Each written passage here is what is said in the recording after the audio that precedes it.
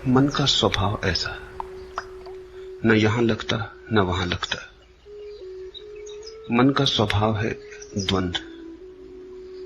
जो करोगे वहीं से उछटा हुआ लगेगा, जहां हो वहां से भागा हुआ रहेगा, जहां नहीं हो वहां का रस जन्मेगा। जो मिला व्यर्थ हो जाता, जो नहीं मिला वे दूर के ढोल बड़े सुहावने लगते। मन के स्वभाव को समझो। न तो ध्यान काम आता न भजन काम आता, मन के स्वभाव को समझना काम आता। मन की ये प्रक्रिया है, पद मिल जाए तो असंतुष्ट, पद न मिले तो असंतुष्ट, पद न मिले तो पीड़ा, पद मिल जाए तो व्यर्थता का बोध। गरीब रोता अमीर नहीं, अमीर रोता कि अमीर हो गया, अब क्या करूं। जो भी तुम्हारे पास है वो पास होने के कारण ही तो कौड़ी का हो जाता है, और जो तुमसे बहुत दूर है दूर होने के कारण ही उसका बुलावा मालूम होता है। मन के इस आधारभूत जाल को समझो, इसे पहचानो। ये ध्यान और भजन का ही सवाल नहीं है। भोजन करो तो मन में उपवास का रस उमगता है कि पता नहीं उपवास करने वाले न मालूम किस गहन शांति और आनंद को उपलब्ध हो रहे हो। उपवास करो तो भोजन की याद आती है। जीवन के प्रत्येक पल तुम ऐसा ही पाओगे। बाग में लगता नहीं, सहरा से घबराता है जी। अब कहां ले जाके बैठे ऐसे दीवाने को हम। बगीचे में बिठाओ तो लगता नहीं, मरुस्थल में ले जाओ तो घबराता है। बाग में लगता नहीं, सहरा से घबराता है जी। अब कहां ले जाके बैठे ऐसे दीवाने को हम। मन एक तरह का पागलपन है, एक तरह की विक्षिप्तता है। मन से मुक्त होना ही मुक्ति है, मन के पार होना ही स्वस्थ होना है। तो पहली तो बात, मन के इस स्वभाव को समझने की कोशिश करो। अक्सर लोग समझने की कम कोशिश करते हैं, छुटकारा पाने की ज्यादा कोशिश करते हैं, और छुटकारा बिना समझे कभी नहीं। तो तुम्हारी आकांक्षा यह होती कैसे झंझट मिटे, लेकिन बिना समझे झंझट मिटी ही नहीं। ना समझी में झंझट है, तो तुम चाहते हो कैसे इस मन से छुटकारा हो, लेकिन पहले इसे पहचानो तो, इससे दोस्ती तो साथ हो, इससे परिचय तो बनाओ, इसके कोने कांतर तो खोजो, दिया तो जलाओ कि इसके सारे स्वभाव को तुम ठीक से देख लो। उस देखने में, उस दर्शन में, उस साक्षी भाव में ही तुम पाओगे विजय की यात्रा पूरी होने लगी। जिस दिन कोई मन को पूरा समझ लेता उसी दिन मन विसर्जित हो जाता। जैसे सूरज के उगने पर ओसकण तिरोहित हो जाते, ऐसे ही बोध के जगने पर मन तिरोहित हो जाता। जैसे दिए के जलने पर अंधेरा नहीं पाया जाता, ऐसे समझ के, प्रज्ञा के दिए के जलने पर मन नहीं पाया जाता। तो मन से लड़ो मत, पहली बात। लड़ने का अर्थ ही ना समझिए। लड़के कभी कोई जीता? तुमने यही सुना है कि जो लड़े वो जीते। मैं तुमसे कहता हूं, लड़के कोई कभी जीता? समझ की जीत होती। लड़ने वाले तो ना समझ। लड़ोगे किससे? छायाओं से लड़ रहे हो। जैसे कोई अपनी छाया से लड़ने लगे, खींच ले तलवार, करने का लगे हमला, परिणाम क्या होगा? छाया कटेगी। परिणाम यही होगा, खुद ही थकेगा, और डर है कि छाया से लड़ने में कहीं अपने हाथ पैर न काट ले, क्रोध में, उबाल में पागल ना हो उठे, कहीं ऐसी घड़ी ना आ जाए कि विक्षिता में अपने को ही काट ले। अक्सर मन के साथ लड़ने वाले ऐसी ही स्थिति में पड़ जाते। मन तुम्हारा है, तुम्हारी छाया है नहीं, बस छाया जैसा है। रोशनी बढ़ाओ, थोड़े जाग के मन को समझो। जब ध्यान करो और मन कहे भजन में, तो जरा जाग के देखो, एक तरफ खड़े होकर देखो कि मन क्या कह रहा है। जब भजन करो और मन कहे ध्यान लगाओ, तब जाग के देखो कि मन क्या कह रहा है। इसकी चालबाजियां पहचानो, इसकी कूटनीति पहचानो। मन बड़ा राजनीतिज्ञ है,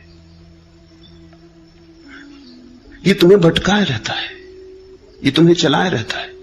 और तुमने ध्यान करके भी देख लिया, वहां भी नहीं लगा, और तुमने भजन करके भी देख लिया, वहां भी नहीं लगा। तो अब ये तो समझो कि मन कहीं लगेगा ही नहीं। मन का लगना धर्म नहीं, ना लगना मन की आदत है। कहीं लगता नहीं, जो नहीं लगता वही मन है।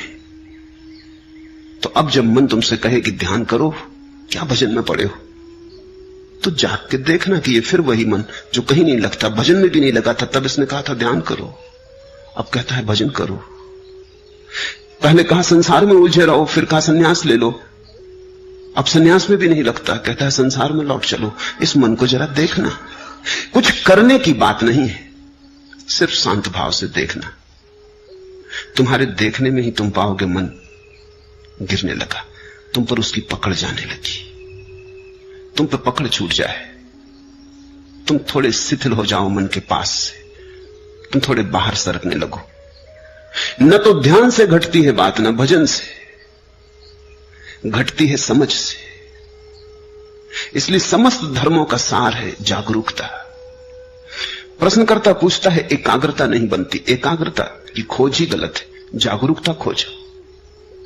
एकाग्रता की खोज तो फिर मन के ही सिक्कों में फंसे।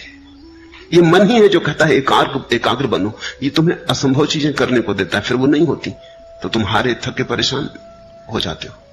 एकाग्रता की कोई जरूरत ही नहीं है। थोड़ा जीवन की गणित की व्यवस्था के सूत्र समझने चाहिए। पहला सूत्र, जब भी मन नहीं होता तब तुम एकाग्र होते हो। कभी अपने काम में पूरे संलग्न, चाहे बुहारी लगा रहे हो घर में, लेकिन पूरे संलग्न, अचानक तुम पाते हो मन नहीं है। संगीत सुनते संलग्न, मन नहीं है। चित्र बनाते, किसी भी घड़ी जब तुम पाते हो कि मन नहीं है, तुम ही हो, तो एकाग्रता अपने आप घटती है। एकाग्रता घटाई नहीं जा सकती। एकाग्रता मन की तन्मयता का परिणाम है। जब मन डूबा होता है तब तुम एकाग्र होते हो, जब मन उभर आता है तब तुम अनेकाग्र हो जाते हो। मन तुम्हें अनेक में बांट देता है, खंड खंड कर देता है। अब तुम चेष्टा कर रहे हो एकाग्र होने की। एकाग्र होने की चेष्टा और झंझट लाएगी, क्योंकि करोगे किससे चेष्टा? तुम एकाग्र होने की मन से ही करोगे। सब चेष्टा मात्र मन से होती। अब तुम एक ऐसे काम में लगे हो जैसे कोई आदमी अपने जूते के बंद खींच खींच के खुद को उठाने की कोशिश करे। खुद को कैसे उठाओगे? जूते के बंद खींच के थोड़े बहुत उछल कूद लो, फिर बार बार जमीन पर पड़ जाओगे। ये असंभव चेष्टा है। मन कभी एकाग्र नहीं होता। जब एकाग्रता होती तो मन नहीं होता। तो तुम मन के द्वारा एकाग्र होने की चेष्टा ही छोड़ो। तुम तो छोटे छोटे कामों में रस लो। रस का परिणाम है एकाग्रता। बुहारी लगाओ तो ऐसे लगाओ जैसे भगवान के मंदिर में लगा रहे हो, चाहे घर तुम्हारा ही हो, है तो भगवान का ही मंदिर। भोजन करो तो ऐसे ही करो जैसे भगवान को ही भोग लगा रहे हो। भोजन तो तुम ही कर रहे हो, लेकिन अंततः तो भगवान को ही लग रहा भोज। वही तो तुम्हारे भीतर आके भूख बना, उसी ने तो तुम्हारी भूख जगाई। वही तो तुम्हारे भीतर भूखा है, उसके लिए ही तो तुम भोजन दे रहे हो। रस जगाओ, एकाग्रता की बात मत उठाओ। रस का सहज परिणाम एकाग्रता है। जो करते हो उसे रसपूर्ण ढंग से करो, उसमें डुबकी लो। छोटे और बड़े काम नहीं है दुनिया में। जिस काम में तुम डुबकी ले लो वही बड़ा हो जाता है। बुहारी लगाने में डूब जाओ वही बड़ा हो जाता है। कबीर कहते हैं, खाऊं पियूं सो सेवा, उठूं बैठूं सो परिक्रमा। मेरा उठना ही बैठना उस परमात्मा की परिक्रमा है, और जो मैं खाता पीता हूं यही उसकी सेवा है। रस, मेरे देखे अधिक लोगों के जीवन का कष्ट यही है कि वो जीवन में कहीं भी रस नहीं ले रहे हैं। जो भी कर रहे हैं वे मन से कर रहे हैं। कर रहे हैं क्योंकि करना है, खींच रहे हैं। जैसे बैलगाड़ी में जुते बैल, ऐसा जीवन को खींच रहे हैं, नाचते हुए, उमंग से भरे हुए नहीं। अगर तुम कोई ऐसे काम में लगे हो जिसमें तुम रस ले ही नहीं सकते तो बदलो वो काम। कोई काम जीवन से ज्यादा मूल्यवान नहीं। अक्सर ऐसा हुआ है, हो रहा है कि लोग ऐसे काम में उलझे हैं जो उनमें रस नहीं जगाता। किसी को कवि होना था, वो जूते बेच रहा है, बाटा की दुकान पर बैठा है, और जिसको बाटा की दुकान पर बैठना था वो कविता कर रहा है, तो उसकी कविता में जूते की पालस की गंध आती आएगी ही। लोग वहां हैं जहां उन्हें नहीं होना था, और ये विकृति के कारण है क्योंकि तुमने कभी अपने सहज भाव को तो खोजा नहीं। किसी के पिता ने कहा कि दुकान करो, इसमें ज्यादा लाभ है। किसी के पिता ने कहा डॉक्टर बन जाओ। किसी की मां को ख्याल था बेटा इंजीनियर बने। परिवार को धुन थी कि बेटा नेता बने, तो सब धक्का दे रहे हैं एक दूसरे को कि ये बन जाओ, वो बन जाओ। कोई ये नहीं पूछता कि ये बेटा क्या बनने को पैदा हुआ है, इससे भी तो पूछो, थोड़े इसके हृदय को भी तो टटोलो। तो फिर लोग गलत जगहों पर पहुंच जाते। एक बहुत बड़ा सर्जन जिसकी सारे जगत में ख्याति थी, जब 60 वर्ष का हुआ और उसकी 60वीं वर्षगांठ मनाई गई, तो सारे दुनिया से उसके मित्र इकट्ठे हुए, उसके मरीज इकट्ठे हुए और उन्होंने उसका बड़ा स्वागत किया। लेकिन वो बड़ा उदास था। उसके स्वागत में एक नृत्य का आयोजन किया गया था। तो जब लोग नृत्य करने लगे और वो सर्जन देखता रहा, तो उसकी आंख से आंसू टपकने लगे। तो उसके पास बैठे उसके मित्र ने पूछा, क्या मामला है? हम सब तुम्हारी वर्षगांठ पे इकट्ठे हुए प्रसन्नता से, ये नृत्य तुम्हारे स्वागत में होता, तुम रोते क्यों हो? तुम्हारी आंख में आंसू क्यों है? तुम किस पीड़ा से भीग गए हो?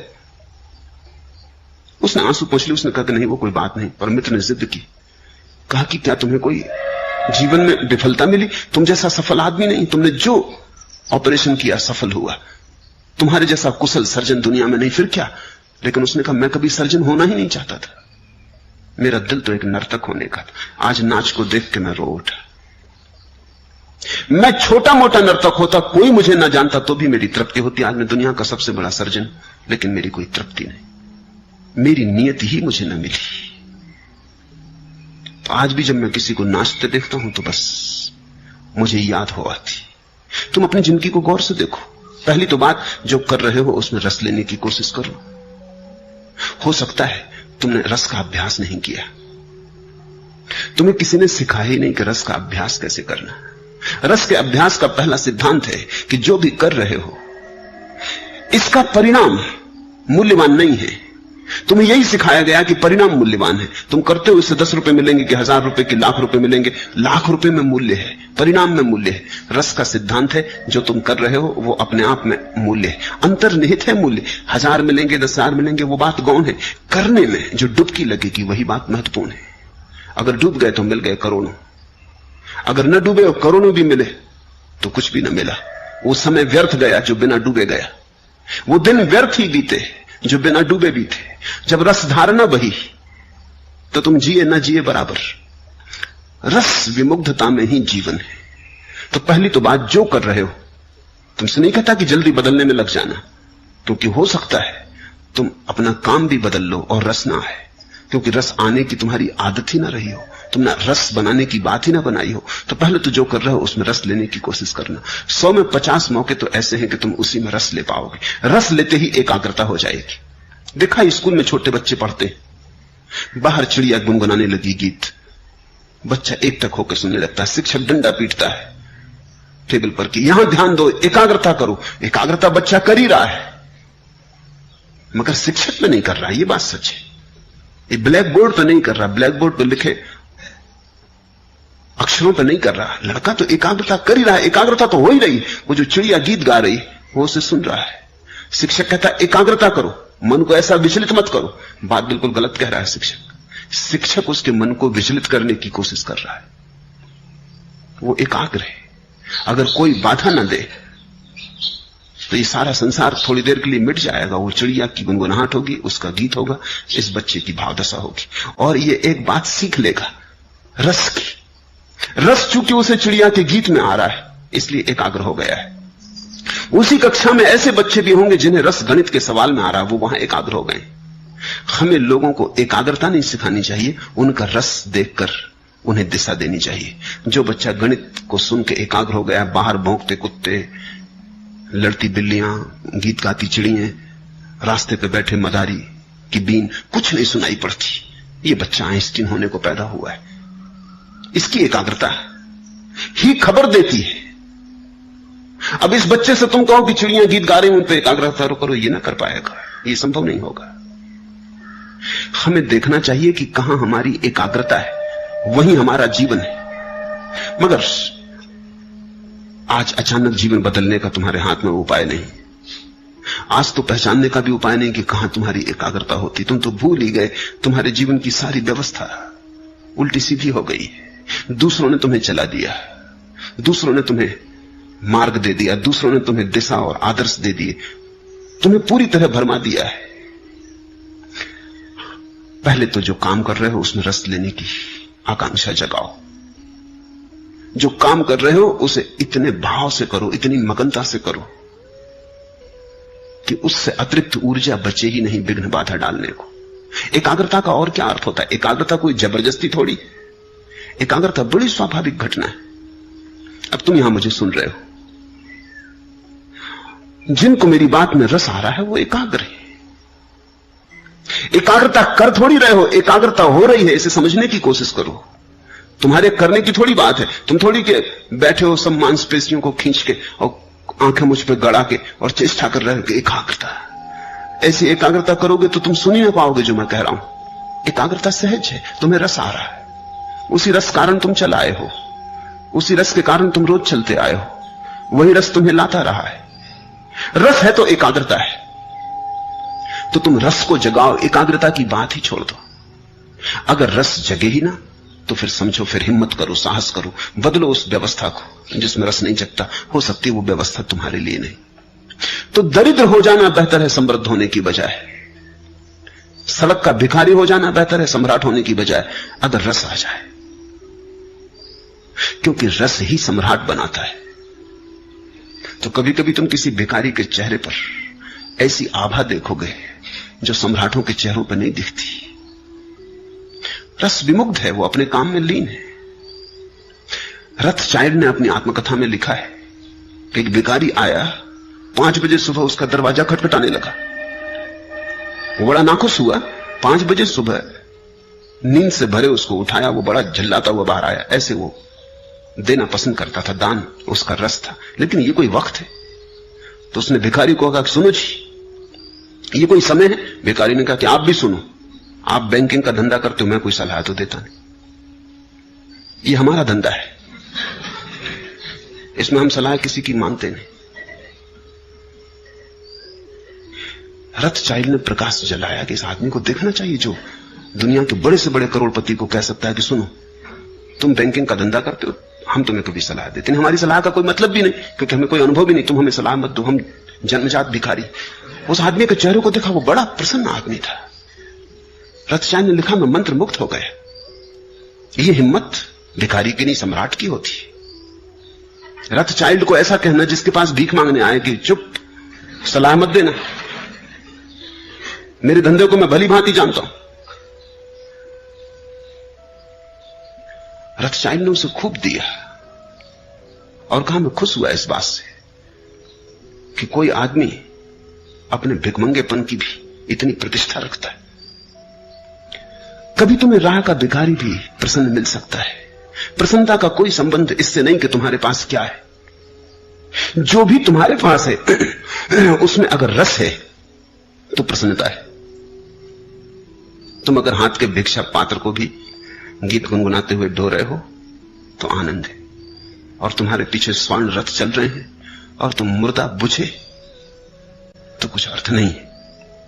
एकाग्रता मत पूछो, यद्यपि तुम्हें यही सिखाया गया है स्कूल से लेकर विश्वविद्यालय तक, और तुम्हारे तथाकथित धर्मगुरु भी तुम्हें यही सिखाते हैं कि एकाग्रता। मैं तुमसे कहता हूं रसमग्नता, वो शब्द हटा दो, क्योंकि वो शब्द सीधा काम का ही नहीं है। एकाग्रता जरूर आती है मगर परिणाम की तरह आती। एकाग्रता साधन नहीं है, जहां रस लोगे वहीं घट जाती, रस के पीछे बंधी चली आती, रस की छाया है। तो तुम कहीं भी रस लो, अगर मंदिर में रस ना आता हो, फिक्र छोड़ो, फिर मंदिर में परमात्मा तुम्हारे लिए नहीं घटेगा। जहां रस ही नहीं है वहां एकाग्रता नहीं होगी, एकाग्रता नहीं होगी, परमात्मा कहां होने वाला है। अगर तुम्हें बांसुरी के गीत में रस आता है तो वहीं तुम्हारा परमात्मा तुम्हें मिलेगा। अगर नर्तक की पायलों में तुम्हें रस आता है तो तुम्हारा परमात्मा वहीं नाचेगा। तुम्हारे परमात्मा की खोज तुम्हारे रस से ही तय होगी। रसो वैसा, उस परमात्मा का स्वभाव रस है। किसी शास्त्र ने नहीं कहा कि परमात्मा का स्वभाव एकाग्रता है। सच्चिदानंद वो रस की बात है। तुम्हें जहां आ जाए रस, जहां आ जाए आनंद, जहां उमंग उठे, जहां तुम खिल उठो, फिर वो कुछ भी हो, चाहे खेल हो तो प्रार्थना बन गई। और ऐसे तुम बैठे बैठे प्रार्थना करते रहो, भजन करते रहो, ध्यान करते रहो, रस उमगे नहीं, मेघ मलार बजे नहीं, हृदय गुनगुनाए नहीं। ऐसे तुम करते चले जाओ जबरदस्ती, यंत्रवत, करनी चाहिए, कर्तव्य बस। लोग कहते हैं इससे रस मिलेगा इसलिए कर रहे हैं, नहीं, जहां रस मिलता है वहीं परमात्मा आता है। इसलिए मैं तुमसे कहता हूं कि मेरे पास तुम्हें देने के लिए कोई अनुशासन नहीं है, क्योंकि अनुशासन कोई भी होगा पराया होगा, दूसरे का होगा। तुम्हें अपना अनुशासन खोजना पड़ेगा, प्रत्येक व्यक्ति को अपना मार्ग खोजना पड़ेगा। मैं इशारे देता हूं, उन इशारों से तुम अपना मार्ग समझने की कोशिश करो। कबीर ज्ञान को भी उपलब्ध हो गए तो भी कपड़ा बुनते रहे, जुलाहापन उन्होंने छोड़ा नहीं। किसी ने पूछा कि अब तो आप बंद करें, कभी सुना नहीं कि कोई बुद्ध पुरुष और कपड़े बुनता रहा और जुलाहा बना रहा और बाजार में कपड़े बेचने जाता रहा, आप तो छोड़ो। लेकिन कहते हैं, कबीर ने कहा, इसी कपड़े के बुनने ने तो मुझे परमात्मा से मिलाया, इसे कैसे छोड़ दूं? ये मेरी प्रार्थना, ये मेरी पूजा, ये मेरी अर्चना। झीनी झीनी बीनेरी चदरिया, वो जुलाहे का गीत है, कोई और दूसरा तो गा भी नहीं सकता। बुद्ध कैसे गाएंगे? बुद्ध ने कभी चदरिया बीनी नहीं, उन्हें कुछ पता भी नहीं। महावीर कैसे गाएंगे? चदरिया थी वो भी छोड़ दी। उनसे तो पूछो कैसी छोड़ी रे चदरिया, तो बता सकते। लेकिन कबीर ने बुन बुन के पाया, वो ताने बाने चादर के बुनते बुनते उनका ध्यान फला, वहीं रस विमुक्त हुए। पर कैसे पाया उन्होंने? क्योंकि हमें बुद्ध की बात समझ में आ जाती है कि दूर बोधि वृक्ष के नीचे ध्यान में बैठे हुए, कि महावीर वनों में पर्वतों में एकांत में 12 वर्ष मौन में खड़े हुए। कबीर कपड़ा बुन बुन के पा लिए, रस से बुना होगा। कबीर कहते थे, राम के लिए बुन रहा हूं। सभी ग्राहकों में राम देखते थे। जब अपना कपड़ा बुन के वो काशी के बाजार में बेचने जाते, कोई मिल जाता रास्ते में, कहां जा रहे हो? तो वो कहते, राम आए होंगे, उनको जरूरत है, कपड़ा बुन के लाया हूं, बड़ा बढ़िया बुना है, राम को देने जा रहा हूं। जब कोई ग्राहक उनसे कपड़ा खरीदता तो वो कहते, संभाल के रखना राम, बड़ी मेहनत से बुना है, बड़े रस से बुना है, कपड़ा ही नहीं है, पीढ़ी दर पीढ़ी चले ऐसी मजबूती से बुना है। अपने प्राण उंडेले। तो जिसको ग्राहक में राम दिखाई पड़े, अब उसे किसी बोधि वृक्ष के नीचे जाने की जरूरत न रही। सभी लोग बोधि वृक्ष के नीचे जा भी नहीं सकते, और अच्छा है कि जाते नहीं तो बड़ी झंझट खड़ी हो जाए। एक आध बुद्ध बोधि वृक्ष के नीचे बैठता है, चलता है, एक आध महावीर मौन खड़ा हो जाता, चलता है। लेकिन सभी ऐसे खड़े हो जाएं तो जीवन बड़ा विरस हो जाएगा। अधिक को तो कबीर जैसा होना पड़ेगा, अधिक को तो गोरे जैसा होना पड़ेगा। गोरा कुम्हार बस घड़े बनाता रहा, और घड़े बनाते बनाते खुद को भी बना लिया।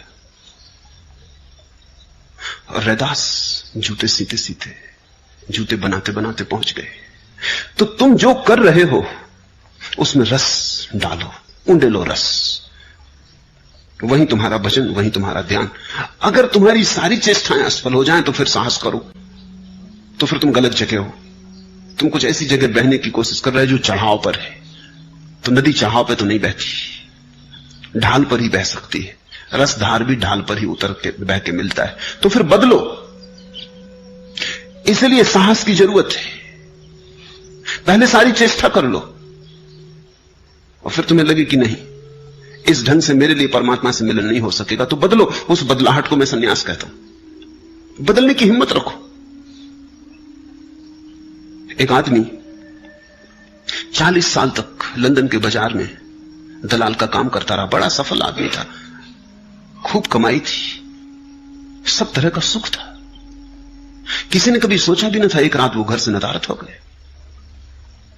पत्नी भी भरोसा ना कर सकी, बेटे भी भरोसा ना कर सके, मित्र भी भरोसा ना कर सके, काम धंधे में जो लोग संबंध था वो भी भरोसा ना कर सके। क्योंकि न तो वो आदमी कभी किसी और स्त्री के संग में देखा गया था कि पत्नी सोच भी सके कि वो किसी स्त्री के साथ भाग गया, न उसके कोई धार्मिक रुझान थे कि वो कोई किसी जाके आश्रम में सन्यासी हो गया होगा, न कोई दुख था कि आत्महत्या कर ली होगी। सब भांति सुखी संपन्न आदमी था, जिसको हम सुखी संपन्न कहते, वैसा आदमी था, सब ठीक ठाक था। कोई 3 साल बाद उस आदमी का पता चला कि वो पेरिस में चित्रकला सीख रहा है, भिखमंगे की हालत हो गई है। भागे उसके मित्र, उसने कहा तुमने ये क्या किया? तुम्हारे पास सब था, सब ठीक था। उसने कहा वही अड़चन थी, सब ठीक था, कहीं कुछ गड़बड़ ना थी, लेकिन कोई प्रफुल्लता ना थी, कहीं कोई उमंग ना थी। सब ठीक चल रहा था और सब ठीक में चला रहा था, लेकिन कोई रसधार न बह रही थी। मेरे जीवन में सदा से आकांक्षा थी कि चित्रकार बनूं, दलाल बनना मैंने कभी चाहा न था। वो सफलता संयोगिक थी। अब मैं खुश, मेरे पास अब कुछ भी नहीं है, चित्र बनाता हूं, बिक जाते हैं तो भोजन के लायक, कपड़े के लायक इंतजाम कर पाता हूं। अपने पास रहने का छप्पर भी नहीं, एक मित्र के कमरे में बना हूं, रह रहा हूं, लेकिन वापस मुझे जाना नहीं। मैं प्रसन्न हूं। और जो मित्र गए थे उन्होंने देखा कि वो आदमी एक अद्भुत ऊर्जा से, एक अद्भुत आभा से भरा था। सूख गया था शरीर उसका, लेकिन एक रोशनी थी। उसने कहा मैं किसी से नाराज नहीं हूं। मेरी पत्नी को कहना मैं किसी से नाराज नहीं, सब ठीक था। मैं बिल्कुल जैसा जिसको हम सुखी संपन्न कहते हैं वैसा आदमी था। मेरे बच्चे ठीक हैं, मेरे बेटे ठीक हैं, मेरी पत्नी ठीक है, सब ठीक था। लेकिन सब ठीक से कहीं कुछ होता, ठीक से कुछ ज्यादा चाहिए। ठीक से क्या होगा, ऐसे तो ठीक ठीक ठीक और मर जाएंगे। सुविधापूर्वक जी लिए और मर गए, नाच तो पैदा ही ना हुआ, जीवन में फूल तो खिले ही नहीं, लौटा नहीं वापस, बड़ा चित्रकार बन गया। इसे मैं सन्यास कहता हूं। न उसने गैरिक वस्त्र पहने, न वो किसी आश्रम में गया, लेकिन इसे मैं सन्यास कहता हूं। सन्यास का अर्थ हुआ साहस इस बात का कि अगर दिखाई पड़े कि मेरा जीवन मरुस्थल में खोया जा रहा है, तो अपनी राह बदल लेने की चाहे कोई भी कीमत चुकानी पड़े। आदमी कमजोर है, वो सुविधा से जीता है। चाहे कुछ ना मिले, लेकिन सुविधा तो है, सुरक्षा तो है, कुछ ना मिले। इसलिए ये सारे प्रश्न उठते हैं कि एकाग्रता कैसे सधे। तो पहले तो कोशिश करना, सध जाए तो शुभ। चेष्टा करने से 50% मौके हैं सध जाएगी, न सधे तो हिम्मत करना, देर मत लगाना, क्योंकि जिंदगी रोज हाथ से सरकी जाती।